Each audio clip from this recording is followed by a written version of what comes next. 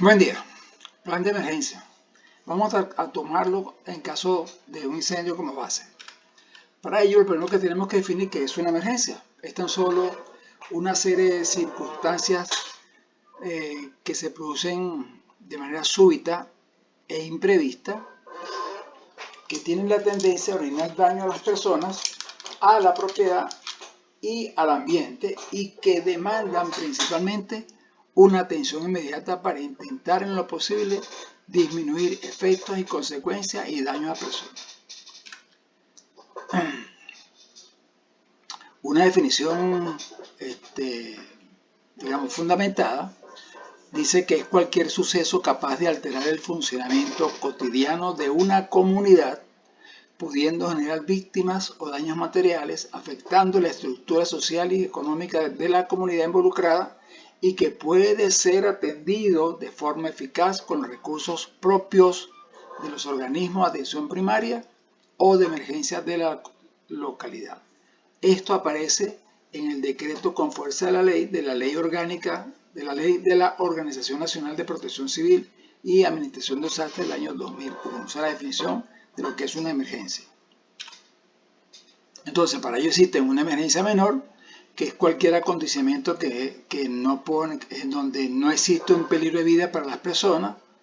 Puede haber un daño a la propiedad, al ambiente, pero que las personas tienen la capacidad de poder controlar esa emergencia.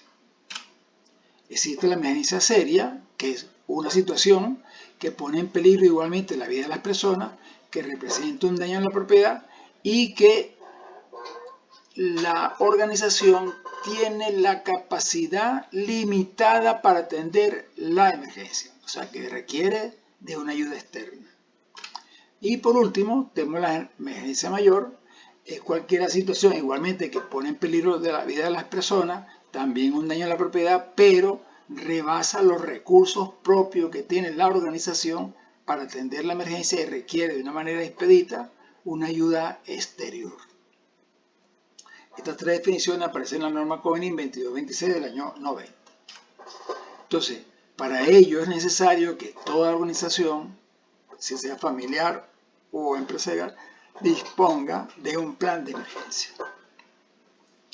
¿De dónde surge el plan de emergencia? Surge, por supuesto, de la inspección de los diferentes espacios, procesos, sustancias, materiales que existe en una organización, y que en la evaluación primaria se deduce que representan un peligro para la empresa y que en cualquier momento se puede presentar una emergencia, y para ello es necesario escribir, redactar, complementar un procedimiento escrito donde se resguarden o se presenten las diferentes situaciones que se puedan presentar y cuál va a ser la respuesta adecuada, cuál va a ser los equipos, materiales, insumos e incluso personas que van a atender esa emergencia de una forma colectiva y coordinada para intentar en lo posible controlar y minimizar las posibles pérdidas que se presenten.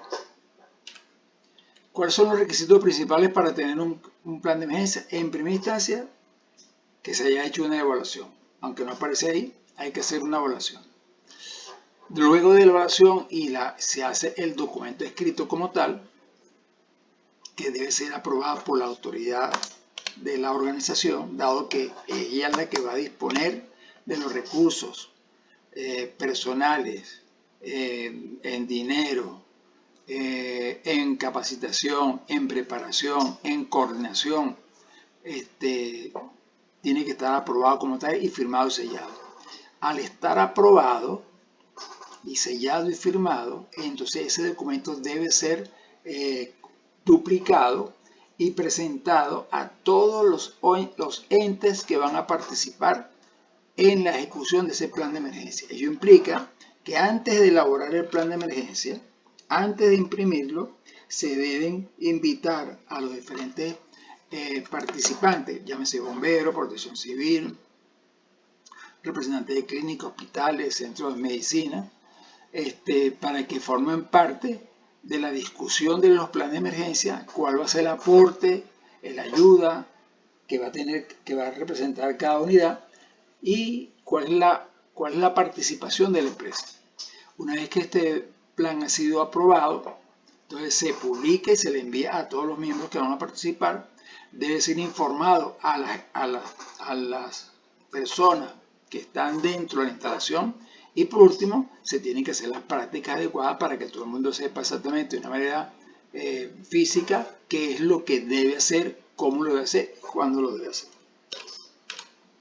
Entonces, ello implica que luego que tengo el plan aprobado, hay que hacer reuniones con el personal para informarle cuál es el objeto del plan, cuáles son los equipos, materiales, herramientas y cuáles son las acciones que se van a tomar en cuenta en función de la instalación, de los productos, de los materiales que se manejan, de las condiciones que tenga la instalación para poder la gente sepa exactamente qué hacer cuando sea correspondido. Al mismo tiempo, cada quien debe saber dónde están los diferentes tipos de personas dentro de la organización, dónde están las personas que van a ser designadas,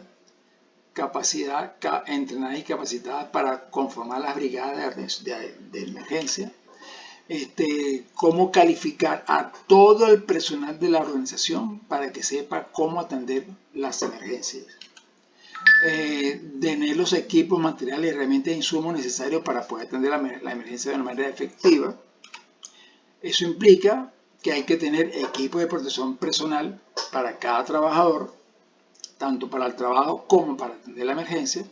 ¿Cuáles son los diferentes sistemas de alarma o de señalización que se deben contar para advertir al personal que hay una alarma? ¿Quiénes son los organismos externos que nos van a apoyar? Hospitales, clínicas, bomberos, paramédicos, policía, efectivos militares. ¿Quiénes son? ¿Cuál es el acorde? ¿Cuál es la cantidad? ¿Cuáles son las acciones operativas y cuáles son los equipos, instalaciones que están incluidos dentro del plan de emergencia para que las personas sepan de qué dispone y cómo los debe utilizar? Al mismo tiempo, todo el personal debe conocer cuáles son las vías de acceso y de salida o de escape que tienen las instalaciones, qué tipo de instalaciones están adyacentes a nosotros y que ellos también tienen que ser informados de nuestro plan de emergencia y advertirlos a ellos de qué pueden hacer en el caso de. ¿Cuáles son los equipos para el combate de incendios que están instalados? ¿Qué condiciones tienen? Mantenimiento, periodicidad, sustitución. Y por último, preparar a las personas y a los equipos que estén disponibles para poder atender la emergencia cuando sea necesario. Toda instalación o toda empresa debe tener en la entrada de la empresa un tubo metálico de 1 metro de largo, donde están contenidos los planos de la instalación. ¿Esto por qué razón? Normalmente cuando se hace la planificación o se hacen los contactos iniciales para el plan de emergencia, se invita, por ejemplo, a los bomberos. Los bomberos va a un equipo bomberil, hace el recorrido por instalaciones y contribuye en la elaboración del plan de emergencia, ajuste, tal. Pero pasado el tiempo, de repente esas mismas personas que estaban en esta instalación ya no están. Entonces el equipo de bomberil que llegue a la empresa debe saber dónde está ubicado. Y para eso que son los planos. En los planos deben estar descritos el sistema eléctrico, sistema de aire de presión, sistema de combustible, sistema de agua potable, si existe agua salada, ubicación de extintores, ubicación de los equipos, de los depósitos, toda esa información tiene que estar descrita en el plan. De manera que el bombero rápidamente, en función de la coordinación con el equipo de la empresa que está atendiendo una emergencia, coordine con los bomberos y sepamos entre todos exactamente qué es lo que vamos a hacer. Es necesario saber cuánta cantidad puede contar la empresa. Hoy en día, con el problema de hidrolagos, la sustitución o la dotación de agua no es continua y permanente. Hay empresas que tienen algunos tanques de agua para casos de incendio, no son todos. En la ciudad de Maracaibo hay un colector de incendios, pero tiene tantos años que no funciona, que me imagino que las tuberías están rotas, dañadas o vueltas a nada, que por eso no se puede contar con el sistema. Hace cuestión de unos 6 años en San Francisco ocurrió un incendio en la ferretería y la estación de bomberos no tenía camiones suficientes, tenía 2 camiones cisterna. Tuvieron que pedir apoyo a los camiones que surten de agua para que acudieran, o sea, fueran a las estaciones de Lino a rellenar el agua y acudieran allí para ayudar en la extinción de incendios, porque los camiones de los bomberos no se daban abasto, para que vean más o menos la problemática. Eso fue hace 10 años, hoy en día está en peores condiciones. Si la empresa tiene algún sistema de espuma mecánica, de dióxido de carbono o químico seco, ¿en qué condiciones están? ¿Cuál es el mantenimiento periódico que se le hace? Si lo que hay es suficiente o no. Si es escaso, bueno, hay que tener más disponible. Verificar la disponibilidad de las unidades de apoyo bomberil con sistemas de bombeo y transporte de agua. Eso periódicamente la empresa debe hacer simulaciones y en esas simulaciones vamos viendo en qué condiciones están los camiones bomberos. Entonces, bueno, de repente la empresa puede hacer un aporte para reparar o mantener las unidades bomberiles. Ganar y ganar. En caso de la disponibilidad del sistema acuto de la empresa, si es que lo tiene, en qué condiciones está, cuándo fue la última vez que se hizo una prueba hidráulica, en qué condiciones están las bombas. Hay algunas instalaciones, hay empresas que tienen un tanque de agua potable para el consumo de las personas y tienen un tanque más grande todavía para extinción de incendios. Yo hace años, en el año 2007, intenté manejar una empresa de venta de cauchos. Entonces hice el contacto con bomberos para evaluar la instalación y lo primero que necesita un tanque de agua que debe tener al menos 28.000 litros y era solamente un depósito de cauchos, un taller de alineación y balanceo y la oficina, no era más nada, o sea, 3 espacios y necesitaba 28.000 litros para extinguir un incendio. Más, por supuesto, las tuberías, los rociadores, el sistema de control, la bomba, o sea, era una inversión grande, entonces desistí y no seguí con esa empresa, porque no tiene dinero, por supuesto. Entonces, lo primero que tenemos que hacer es identificar qué peligros y qué amenazas existen en el espacio donde estamos trabajando, o en los espacios donde vamos a trabajar. Una amenaza es tan solo un factor externo del riesgo que expone al ente o a las personas que están vulnerables y que puede tener el potencial de causarles daño a las personas o a las instalaciones en función de la magnitud, en función del tipo de amenaza a la cual estamos expuestos, y va a depender también de cuánto dura esa amenaza afectando las instalaciones mientras se intenta controlar. ¿Cuántos tipos de amenazas hay? Hay amenazas antrópicas, y ahí tienen 7 tipos de amenazas. Tienen amenazas socionaturales, hay otros 7 tipos más. Tengo las amenazas naturales, son principalmente los del interior de la Tierra, los de la superficie de la Tierra, los elementos hidro o meteorológicos y los biológicos. Fíjense que ese es el mundo de los diferentes tipos de amenazas a las cuales estemos expuestos y que cada una de ellas tenemos que evaluar si puede o no afectarnos. Entonces, ¿qué factores intervienen en una emergencia? Primero, las circunstancias peligrosas. Por ejemplo, un exceso de almacenaje de combustible, materiales inestables, materiales inflamables, productos que tienen un punto de ignición a muy baja o a muy alta temperatura, materiales reactivos,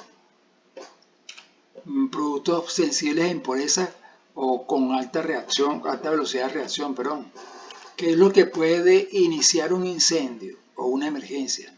Fallos en equipo por falta de mantenimiento que puede ocasionar un cortocircuito gigantesco, rotura de un eje por exceso de vibraciones porque daño en los cojinetes, inadecuados sensores inadecuados o dañados que no miden en realidad la presión, el volumen, el nivel, y entonces eso hace que el sistema se sobrecargue, se recaliente y pueda generar un daño mecánico. Falla en las conexiones de las tuberías, en el tipo de recipiente, si tiene corrosión, tiene un hueco, una perforación, una fisura. Errores humanos, que es lo que es más común en momentos de operación, mantenimiento, revisiones. Agentes externos como inundaciones, terremotos, tormentas, que pudiesen de una u otra manera afectar. Errores en el método o en la información que estamos recibiendo sobre un sistema, un método, un proceso, un trabajo en particular. ¿Y qué es lo que puede generar que se propague la emergencia? Bien, primero que nada, por exceso de desviación en las presiones, temperatura, concentraciones, cambio de fase o estado de sustancias dentro de un proceso de trabajo. Tuberías dañadas, recipientes fracturados, tanques de almacenamiento rotos o sobrepasados de nivel. Combustibles explosivos tóxicos y reactivos que emitan sin control vapores, gases que pudiesen ser inflamables o tóxicos para las personas. Igniciones o explosiones sin control por ejemplo, contacto de soldadura con tuberías de gas o con tuberías de combustible, sobrecargar los sistemas a presión sobre el grado de ruptura que tiene un recipiente. Errores del operador por comisión, omisión o diagnóstico o toma de decisiones incorrectas. Y agentes externos como un sismo, un rayo y errores en la elaboración del método de trabajo o errores en la información del proceso de lo que se está haciendo. ¿Qué circunstancias pueden mitigar los sucesos? Las respuestas mecánicas eléctricas que tenga el sistema como válvulas de alivio, servicio de reserva, sistema y componentes redundantes, que pudiesen en un momento determinado dar una alerta o una señal de que hay una respuesta en el sistema que va a intentar generar una emergencia. Va a depender, por supuesto, de la calificación, del entrenamiento y del conocimiento que tengan los operadores. ¿En qué condiciones están los rociadores, antorchas, ventejos y diques para mantener en control los procesos? Por ejemplo, en la industria petrolera usted ve una antorcha que está continuamente quemando gases. Esos son gases que están sobresaturados y lo que hacen es echarlo a la atmósfera. Un sistema rociador, lo que hacen es romper una cápsula de vidrio cuando aumenta la temperatura, cae la presión en el sistema del colector de agua y arranca la bomba para apagar el incendio. ¿Qué tipo de respuestas, qué tipo de métodos de control tienen las personas en la organización?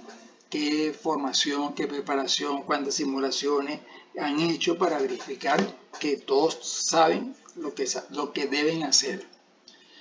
¿Qué procedimientos de emergencia están debidamente formalizados en la organización? ¿Cuáles sistemas de alarma existen y si están operativos?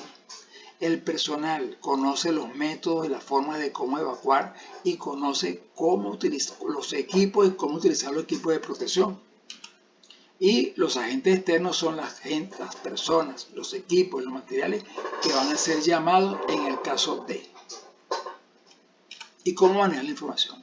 La amenaza tiene algunas consecuencias, originadas por fuegos, explosiones, impactos, dispersión de materia a alta reactividad tóxico y sobre todo los muertos, los heridos y los lesionados o desaparecidos.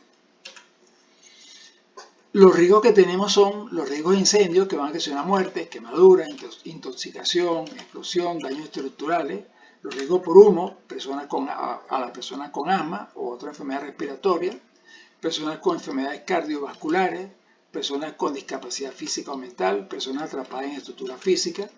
Desde el punto de vista del corte eléctrico, tenemos generado por equipos defectuosos, arco eléctrico, descarga eléctrica sin control, ausencia de electricidad, lo cual no nos permite operar los equipos eléctricos para atender la emergencia, el contacto directo e indirecto de la fuente de energía eléctrica, el cortocircuito que va a generar, finalmente puede generar un incendio, la energía eléctrica que descarga un rayo y la sobrecarga por sobreesfuerzo que tengan los procesos de trabajo. Y por último, que las personas no tengan equipo de protección personal adecuado para manejar con electricidad. En caso de explosiones tenemos materiales explosivos, gases o vapores o niebla que pueden afectar la salud de las personas o pueden generar una atmósfera potencialmente explosiva. Depende, por supuesto, de qué producto estamos hablando. Recipientes que están sometidos a presión elevada, por ejemplo, una bombona de gas. Las bombonas de gas se entregan y se reciben nuevas, pero cuando se le hace mantenimiento no se sabe. Hay por supuesto, en la estadística de accidentes, ruptura por explosiones de bombones de gas, hay unas cuantas. Los contaminantes químicos, va a depender de sus propiedades, a cuál es el grado de afectación de la salud humana, y para eso es importante tener la descripción del producto. En cuanto al riesgo personal, qué cantidad y qué espacio están ocupando, cuáles son las vulnerabilidades, cuáles son las condiciones que existen para el acceso de los servicios de rescate y salvamento. Y ahí voy a poner un ejemplo. Me tocó participar en 2 simulacros. Uno en CanTV, que está allá en Villa Maruma, y uno en Urbe. Se hicieron las preparaciones de los simulacros por parte del organismo que estaba preparando la simulación, y a Protección Civil nos invitaron para hacer la revisión o la supervisión o la evaluación de los simulacros. Como Protección Civil, pues a cada quien nos asignaron un espacio para evaluar la respuesta de las personas y los equipos. Bueno, en el caso de Urbe, llegó el camión de bomberos frente al estacionamiento y no pudo. ¿Por qué no pudo? Porque el ancho y el alto de la alcabala de acceso al estacionamiento es muy angosto o muy bajo. Entonces el camión tuvo que dar otra vez la vuelta y pararse en el semáforo para pasar la manguera por encima del muro y conectarse a la toma de agua que daba agua al edificio que estaba quemando. Era la biblioteca que está dentro de la curva de la esquina. En el caso de CanTV pasó exactamente lo mismo. Llegó el camión, angosto y bajito la alcabala, tuvo que dar la vuelta y meterse por un barrio, atravesar 2 campos deportivos para poder llegar al interno de CanTV. Eso fue porque no se evaluó, no se discutió con los entes encargados. ¿En cuánto tiempo van a llegar los servicios de rescate? O sea, en los Estados Unidos máximo 10 minutos llegan una unidad de rescate. Aquí en Venezuela veremos si algún día llega y en qué condiciones llegan, si llegan. Los riesgos que se dan por persona tengo amenazas por bomba, agresión física con arma, por intrusión, o sea, se mete dentro de la instalación, robo, sanidad exterior que contrae enfermedades. Entonces, en cuanto a las vulnerabilidades, que es la incapacidad que tienen los elementos de poder atender una amenaza de forma correcta, existe una librería donde declara amenazas físicas, culturales, psicosocial, ambiental, económica, política e institucional. Esto es solo un ejemplo. Entonces, yo tengo que evaluar el riesgo para poder identificar cuáles son las áreas críticas, dependiendo de la capacidad de acción y reacción y desempeño. Voy a evaluar mi capacidad. Si yo tengo una alta capacidad de atender una amenaza, tengo el riesgo controlado. Pero si no tengo capacidad para atender la emergencia, por supuesto el riesgo va a ser mayor y voy a tener efectos y consecuencias dañinos. Eso implica que tengo que evaluar el riesgo, la capacidad, para poder saber cuál es la incidencia de ese riesgo en el proceso de la empresa. Entonces, en cuanto al riesgo, lo más importante saber es cuál es el interés que tiene la organización para poder atender las situaciones de riesgo. ¿Cuál es el nivel de incapacidad que tiene la organización para poder atender las acciones de una amenaza? ¿Con qué frecuencia o con qué periodos o en qué aspectos incide la presencia de una amenaza? Entonces, para valorar el riesgo, tengo tres niveles. Un nivel bajo, en este caso, no es la única. Hay muy bajas condiciones o una baja posibilidad de que la amenaza me afecte. Tengo una mediana posibilidad de que me afecte y tengo una alta posibilidad de que esa amenaza me afecte. El daño va a depender no del nivel, sino va a depender del tipo de amenaza. Los efectos y consecuencias van a depender del tipo, del nivel que tengo con la amenaza. Entonces, sobre las consecuencias, ¿quién o qué la va a sufrir? ¿Qué normas jurídicas no se están cumpliendo? ¿O qué normas procedimentales no se están cumpliendo? ¿O qué normas de seguridad no se están cumpliendo? ¿Cuánto le costará hoy a la empresa reconstruir el probable daño que va a tener la empresa? ¿Qué costo va a tener la imagen de la empresa desde el punto de vista político, social, administrativo? ¿Cuánto tiempo va a perder la empresa en recuperar la producción o el servicio que se perdió por la emergencia que sufrió la empresa? ¿Cuántas personas pudieron haber perdido la vida, quedado lesionados o incapacitados? Y por último, ¿cuál es el daño ambiental que genera esta emergencia? Entonces, ¿cómo valorar las consecuencias? Igualito, bajo, medio y alto. Cada quien define el nivel de consecuencias. Consecuencias, estamos hablando solamente de dinero. Estamos hablando de consecuencias de daño, de proceso, de producción, de equipamiento, de personal. Entonces, el impacto es cuando afectamos a terceros, cuando se presentan costos que inciden en la ejecución del presupuesto. No tenemos dinero para poder hacer, es lo que quiero decir allí. ¿Qué eventos pueden haber ocurrido que generen daño a la salud de las personas? El presupuesto en toda emergencia normalmente afecta tanto al ambiente interno como al ambiente externo. ¿Cómo nos perjudica el ambiente interno? ¿Qué procesos no se van a poder ejecutar? ¿En cuánto tiempo se va a recuperar la normalización de esos ambientes de trabajo? Y normalmente en el ambiente externo tiene que ver con los vecinos o empresas que tengan aledañas a nosotros, qué daño les causamos y cómo tenemos que reponer el daño causado, así como a vecinos, así como a personas o así como a la legalidad de la empresa.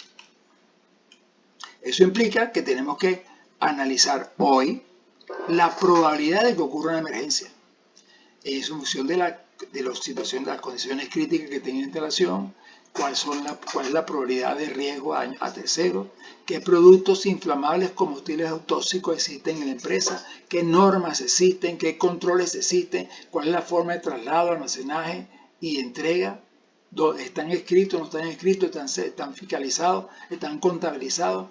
¿Cuál es la presión y la temperatura de operación? ¿Existen controles? Los indicadores de presión o de temperatura funcionan y están debidamente calibrados para asegurar que la presión y la temperatura es la correcta. En cuanto a los accesos de entrada y salida de las personas de manera formal, las personas están identificadas, están certificadas, identificadas para poder entrar. Los espacios de la organización tienen las señales de evacuación o las señalizaciones de sitio de emergencia. Existen locales con equipos para atender emergencias, extintores, máscaras de equipos de protección respiratoria. de dónde normalmente viene el viento y si en caso de emergencia a quiénes podemos afectar. Cuáles son los equipos que tenemos para atender una emergencia, cuál es su condición y dónde están normalmente ubicados y a quién están debidamente designados. ¿Tenemos un sistema de parada de emergencia? ¿Sí o no? ¿En qué condiciones está? ¿Quién lo atiende? En el caso de parada de emergencia, ¿qué sistema de emergencia tenemos para operarlo? Las tuberías están debidamente tienen el color respectivo para identificar qué tipo de sustancia circula a través de él. El sistema eléctrico de emergencia existe. Tengo una planta de emergencia en el caso que la energía eléctrica de la calle se pierda, pueda seguir alimentando para poder operar y mantener las comunicaciones internas. Ello implica que hay que tratar unas estrategias hoy, en el plan de emergencia, por supuesto, para poder efectuar el control. Primero que nada, el desalojo seguro del personal. ¿Dónde está el plan de desalojo? Las instrucciones, la señalización, los equipos de respuesta, los equipos que van a atender la prueba de emergencia, dónde se van a estacionar los camiones o por dónde van a circular los camiones de bomberos o las ambulancias, cuál es el área donde se va a atender la emergencia, cuáles son los equipos que se disponen en la organización para atender la emergencia mientras los equipos de emergencia externos llegan. ¿Dónde está el centro de cura o de curetaje o de triaje, como se llame? ¿Cuáles son los diferentes anillos de seguridad? ¿Dónde está la norma que regula la distancia o el radio de cada anillo de seguridad? ¿Cuál es la norma técnica o cuáles son las técnicas adecuadas para mantener el control de disciplina, equipamiento, entrada y salida de personal en el caso de una emergencia? ¿Cuáles son los canales de comunicación? ¿Dónde se va a ubicar? ¿Qué autoridades van a tener responsabilidades en el centro de comunicación para comunicarse con las brigadas de emergencia y para comunicarse con los entes externos? ¿Cuáles son los grupos de apoyo logístico para atender heridos, rescate de heridos, lesionados, contabilizar el personal en los puestos de control? Y por último, ¿quién controla y conecta y contacta a los apoyos externos? Aquí tenemos una guía escrita de cómo hacer un planeamiento previo. Y aquí estamos simplemente diciendo quién va a ser el responsable, qué función se va a utilizar, quién va a ser su personal de apoyo, qué unidades tiene y dónde van a estar ubicados. En este caso, para un combate de incendio. Un plan de emergencia tan solo contiene una estructura en donde está la portada, su índice o marco legal que sustenta la creación del plan de emergencia, cuál es el objetivo. Y cuando me paro un objetivo es porque hay planes de emergencia para incendio, ahogado, explosiones, derrame, lo que sea. O sea, cada tipo de emergencia necesita y requiere un plan de emergencia específico. Y por eso que existe un objetivo, existe un alcance, una fecha de vigencia del plan. Normalmente los planes de emergencia duran un año. Eso quiere decir que, ¿por qué un año? Porque las personas que están en la empresa pueden entrar y pueden salir. Y en ese entrar y salir, las brigadas de emergencia se modifican. Entonces, hay que estar periódicamente revisando que el personal que está designado para funcionar dentro del plan de emergencia es el que está actuando.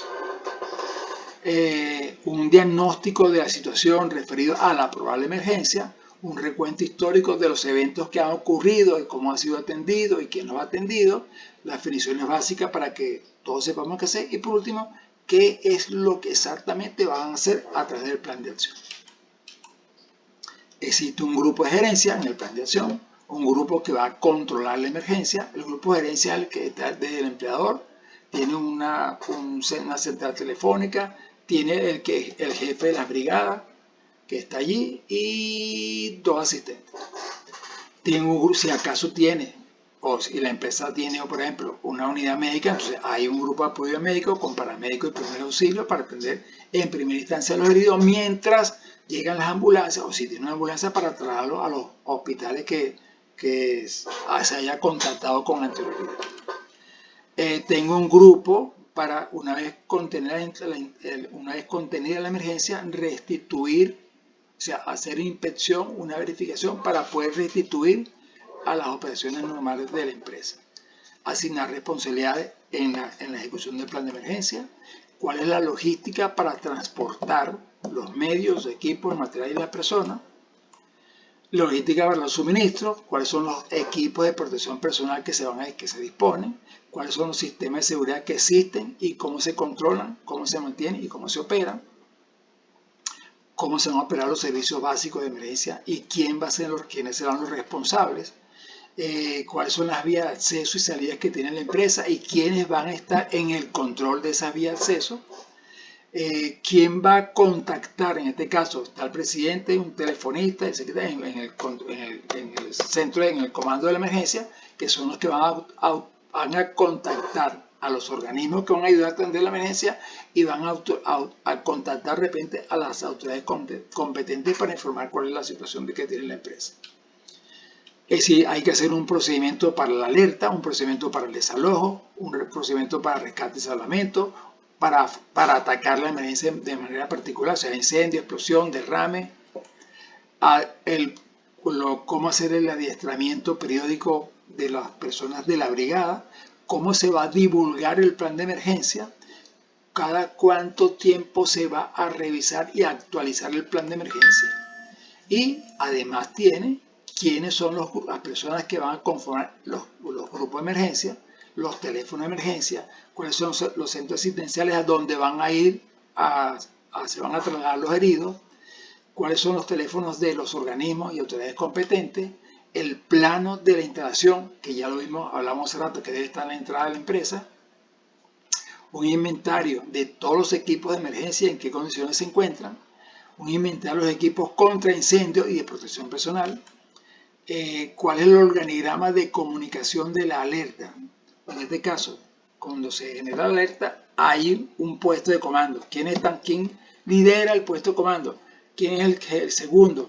¿Quién hace comunicación? ¿Quién hace contacto con la brigada? Todo eso tiene que haber un organigrama definido con nombre, apellido y teléfono. Y por último, una vez que ha sido contenido la estación, cuáles son los puntos que debe tener el informe de la acción o el informe del simulacro.